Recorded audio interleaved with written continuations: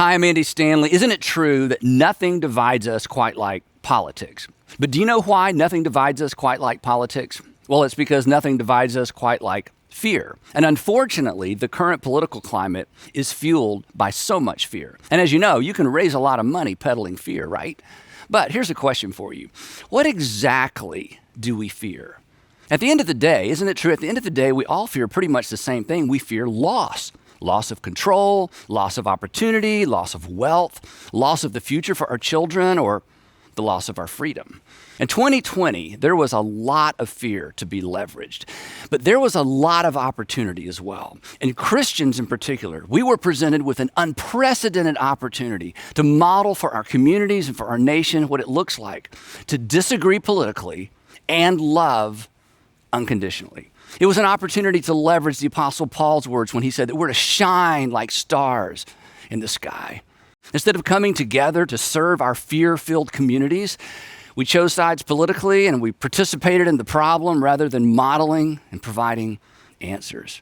And while actions don't always tell the whole story, our reactions most certainly do. We value winning. We fear losing, just like everybody else.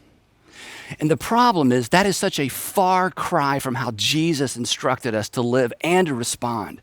So I think it's time we talk about it. My heart is so broken over the division, not just the division in our nation. My heart is broken over the division in the church. Division, think about it. The one thing Jesus prayed that we would not give into. Division was the thing that Jesus was most concerned about as it related to the future of the church, but it's the one thing we seem to be completely unconcerned about.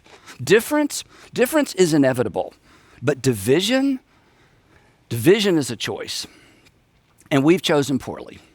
We've chosen to follow in the path of the current cultural and political divide rather than coming together to serve as the conscience of our nation. Once again, we have followed rather than influenced culture. Jesus knew what we can't seem to get our heads around, that when the church chooses a side, as defined by any political party, when the church chooses a side, we've sided against people on the other side. And in that moment, we elevate our potentially flawed political views over yous, the you beside you, the you that lives across the street from you, and the you that's nothing like you.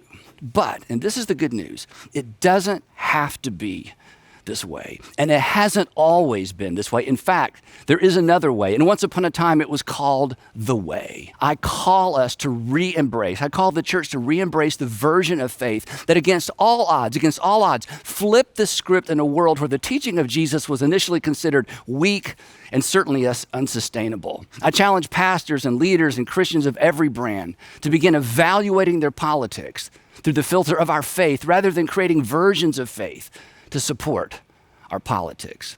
Christianity shaped Western civilization once. I believe it can again.